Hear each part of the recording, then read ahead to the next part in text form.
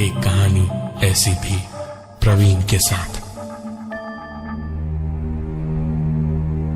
मोहित ने अपने office chamber में नया इंटरनेट कनेक्शन लगवाया। सारा काम ज्यादातर इंटरनेट पे ही होता था उसका, इसलिए इसको नजरअंदाज करना बेहद मुश्किल था। काम के चक्कर में अक्सर रात को यहीं रुकना पड़ जाता था। आज भी कुछ ऐसा ही हाल था। मोहित कुछ देर को ऐसे ही इंटरनेट पर न्यूज वगैरह देख रहा था जब कुछ आर्टिकल्स और ब्लॉग्स देखे खाने पीने और घूमने पर। दिल ही दिल में उसने अपने आप से कहा, अमा क्या जिंदगी है इन सब की, जरा अच्छी अंग्रेजी में लिखना आता हो बस, और अच्छे खाने पीने की कहानी समझा दो तो बैठे बैठे पैसा कमाए इंसान। ऐसी नौकरी मुझे भी मिल जाए तो मजा आ जाए।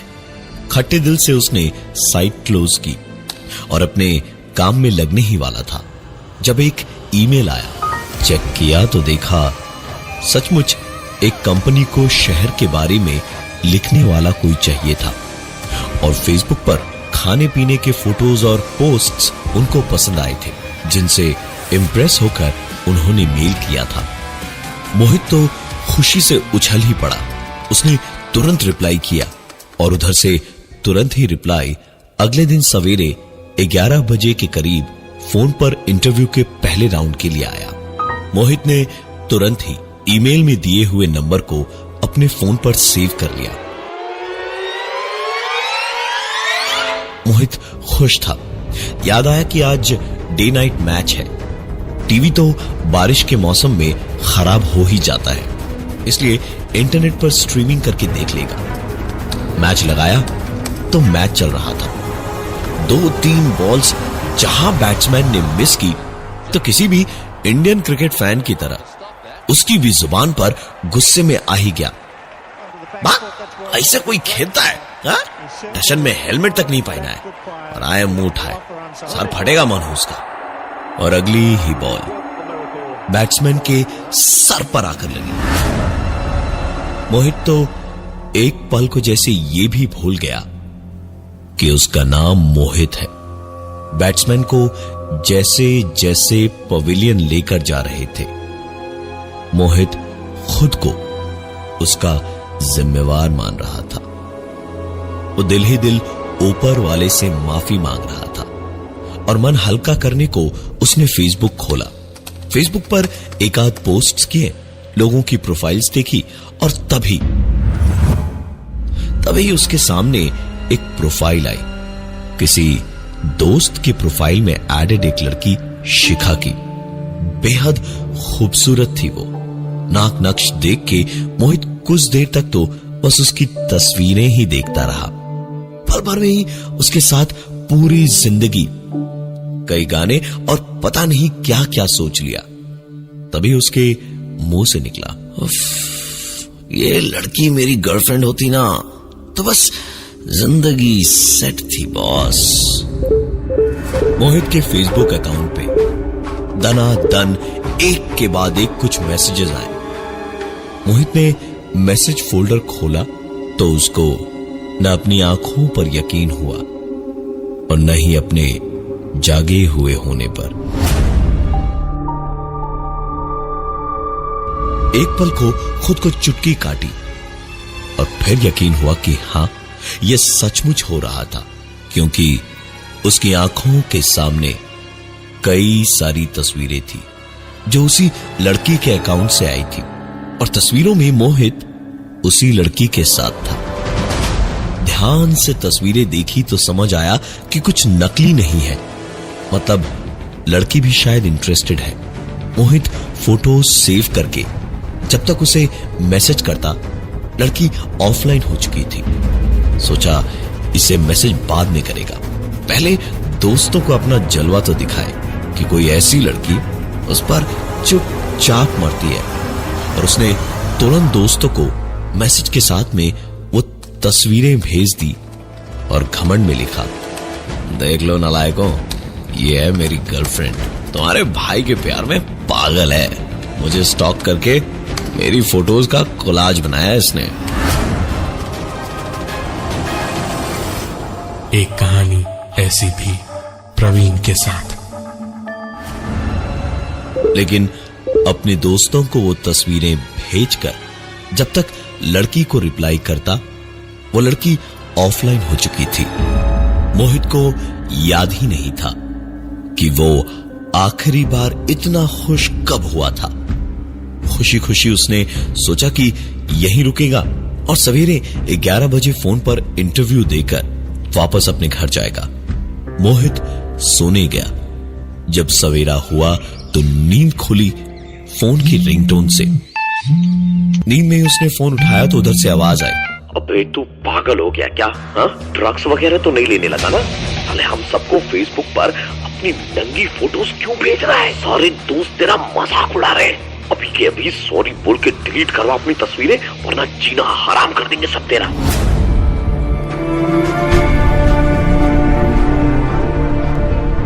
ये मोहित का उन दोस्तों में से एक दोस्त था जिनको घमंड में अपनी गर्लफ्रेंड समझ के उस लड़की की भेजी हुई कोलाज भेजी थी उसने।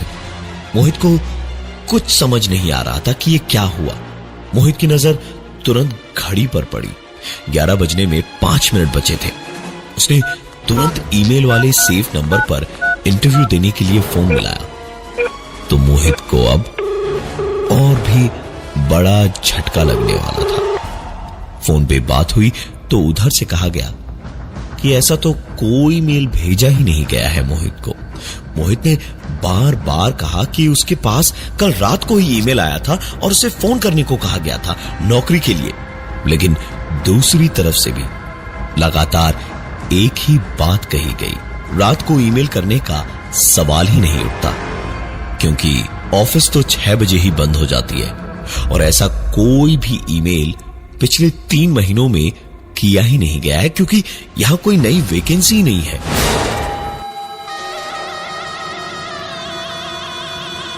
मोहित परेशान, हैरान और घबराया हुआ था। एक बात और थी। भागकर मोहित ने दरवाजा खोला और न्यूज़पेपर उठाया और पहले पेज की हेडलाइंस ना देख के पीछे से न्यूज़पेपर का स्पोर्ट्स पेज निकाला। इंडिया ने मैच जीत लिया था और जिस बैट्समैन के सर पे चोट लगना मोहित ने देखा था वो मैन ऑफ द मैच बना था और सर पे बॉल लगने जैसी किसी बात का कोई जिक्र नहीं था। मोहित का दिमाग ठनका। जो उसने इंटरनेट पर देखा, पढ़ा या पाया उन सब में गड़बड़ थी। जरूर हो ना हो ये इसी इंटरनेट में कुछ गड़बड़ है। उसने तुरंत इंटरनेट वाले को फोन किया और कहा, ये तुम्हारा जो डब्बा डुब्बी लगा के गए हो, हाँ, सबका सब आधे घंटे में निकाल कर ले जाओ यहां से। वो आदमी भी क्या करता, मजबूरी में उसने कहा, सर आज तो शनिवार है, कोई नहीं आया है। सोमवार को लड़का आएगा तो वो आपका इंटरनेट कनेक्शन डिस्कनेक्ट कर देगा। मोहित फोन पटक कर कोने में जाकर कुछ देर बैठा रहा और फिर वापस सो गया। दोपहर का वक्त था। मोहित सो ही रहा था जब उसकी नींद एक जानी पहचानी आवाज के साथ खुली।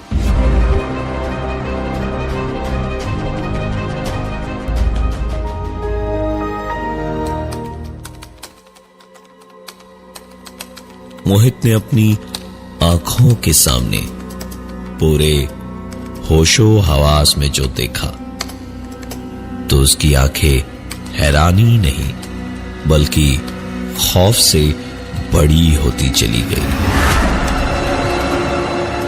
क्योंकि कंप्यूटर न सिर्फ अपने आप ऑन हो चुका था बल्कि उस पे बटन्स अपने आप दब रहे थे जैसे कोई इंटरनेट चला रहा था।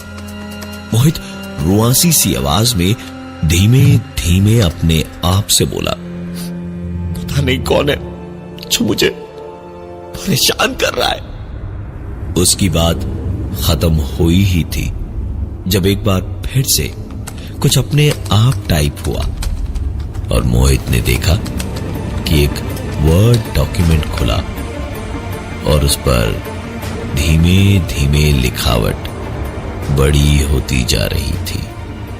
वहां लिखा था, मुझे भूल गए बेबी? एक कहानी ऐसी भी प्रवीण के साथ। मोहित उसी वक्त तुरंत उठा और एक छलांग में ही सीधा कंप्यूटर तक पहुंच गया। कंप्यूटर शट डाउन करके मोहित ने इंटरनेट ऑफ कर दिया। मोहित के पास कोई चारा नहीं था। उसने तुरंत प्लग निकाल दिया। मोहित को लगा कि अब शायद वो चैन की सांस ले पाएगा, लेकिन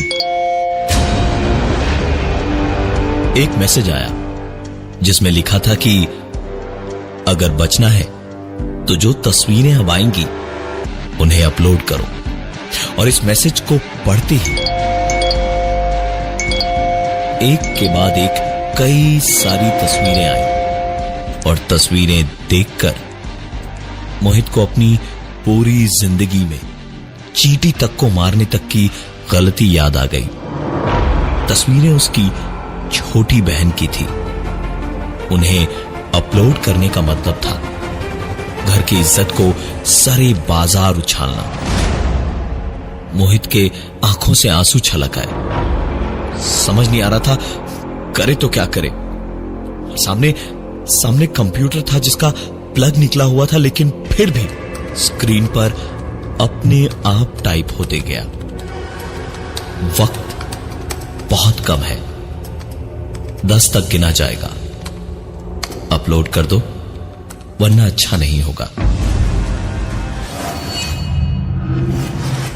हर गुजरते पल के साथ वक्त बीतता हुआ स्क्रीन पर दिख रहा था।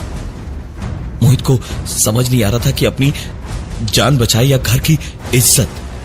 और जब स्क्रीन पर 2 लिखा था, दिल में पत्थर और आंखों में आने वाले वक्त की शर्म लेकर मोहित ने सारी तस्वीरें सचमुच अपलोड कर दी और एक दहाड़ मारकर छाती पीट पीट कर कमरे के कोने में बैठ गया और रोने लगा।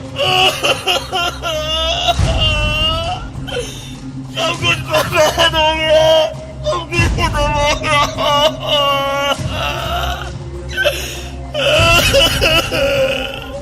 मोहित खुद को संभाल नहीं पा रहा था जब उसकी इस चोट को दोहरी चोट करने एक फोन आया। उठाया तो घर से पिताजी का फोन था। उन्होंने रोते रोते कहा, बेटा गुड़िया नहीं रही बेटा, सब बर्बाद हो गया, सब खत्म हो गया बेटा सब बर्बाद हो गया।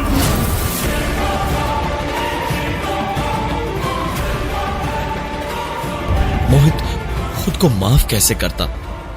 मोहित की बहन ने आत्महत्या नहीं की थी, उसको मोहित ने ही मारा था। मोहित अपने घर की ओर भागा और किसी तरह भाग दौड़ कर मोहित जब घर पहुंचा तो सब कुछ देखता ही रह गया। उसकी बहन छत पर टहलती हुई किसी से फोन पर बातें कर रही थी। पिताजी और मां घर से शायद बाजार जाने को निकल रहे थे। मोहित फूट फूट कर रोने लगा एक कोने में बैठा, जब एक मैसेज और आया उसके फोन पे। मैसेज में लिखा था, हर कोई तुम्हारे जितना जलील नहीं हो सकता मोहित।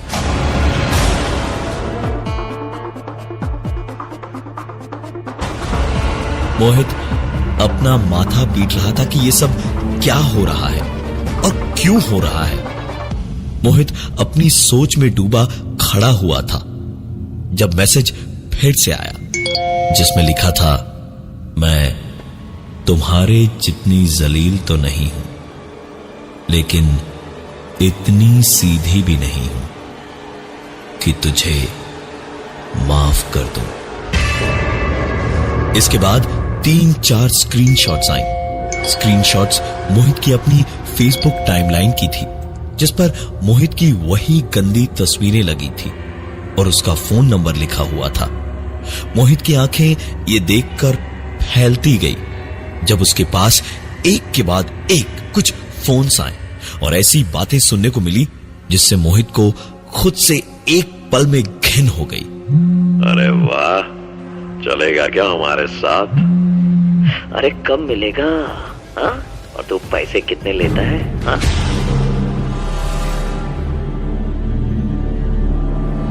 मोहित कहां अपना मुंह छुपाता, उसे कुछ समझ नहीं आ रहा था। मोहित जानता था इस वक्त सबसे महफूज जगह उसके लिए उसका घर ही था। सीधे घर के अंदर जाकर दरवाजा उसने बंद कर लिया। मां और पिताजी बाहर गए हुए थे और बहन छत पर थी। मोहित अपने कमरे में जाकर अपने घुटनों में बैठा हवा से बातें करने लगा, रोने और गिड़गिड़ाने लगा, माफिया मांगने लगा। रोना धोना सुनकर उसकी बहन नीचे आई। मां और पिताजी तब तक वापस आ चुके थे। मोहित के पिताजी ने बड़े प्यार से पूछा कि बात क्या है, वो रो क्यों रहा है। मोहित अब और बर्दाश्त नहीं कर सकता था। उसने पूरी बात अपने पिताजी को बता दी तो उसके पिताजी बुरी तरह से भड़क उठे और चिल्लाए उस पर। मैं जानता था ये एक ना एक दिन ऐसे ही खानदान का नाम डुबोएगा। निकल जा मेरे घर से बदसात, निकल! मोहित को उसके पिताजी ने अपने घर से बाहर निकाल दिया। दरअसल मोहित हर कुछ महीनों पर इंटरनेट कनेक्शन चेंज करवाता रहता, क्योंकि उसका असली काम था लड़कियों से दोस्ती करके उन्हें बहला फुसला कर उनसे अपने मतलब की फोटोज मांगकर उन्हें इंटरनेट पर अलग अलग साइट्स पर अपलोड करना। कोई अगर ना माने तो उसके फोटोज से शक्ल काटकर दूसरों पे चिपका देना। इन सब काम के लिए कई साइट्स उसे मुंह मांगा पैसा देती थी। इसी काम में पिछले ही हफ्ते सोनिया को जब तक मोहित के असलियत का पता चला तब तक काफी देर हो चुकी थी और सोनिया की जिंदगी में बदनामी का तूफान आ चुका था। सोनिया ने आत्महत्या कर ली। घर से पिताजी ने निकाल दिया तो मोहित वापस अपने ऑफिस की ओर ही चल पड़ा। रास्ते में जाते जाते ही एक पुलिस वैन आकर पास में रुकी और पुलिस ने मोहित को अरेस्ट कर लिया। उनका कहना था कि सोनिया के लिखे सुसाइड नोट के बिना पे उन्होंने चैट्स और फोटोज जहां से अपलोड हुए थे वहीं का आईपी एड्रेस निकाला और आखिरकार मोहित और उसके काम का पता चला। मोहित आज की तारीख में फिलहाल जेल में सजा काट रहा है और कहते हैं कि कभी कभी रातों को उसे दौरे पड़ते हैं जब वो दीवारों की ओर मुंह करके घुटनों पर बैठकर गिड़गिड़ाता है, रोता है, माफी मांगता है और कभी पत्थर से तो कभी अपने खून से दीवार पर अपना आईपी एड्रेस लिखता है 10.104.67.7।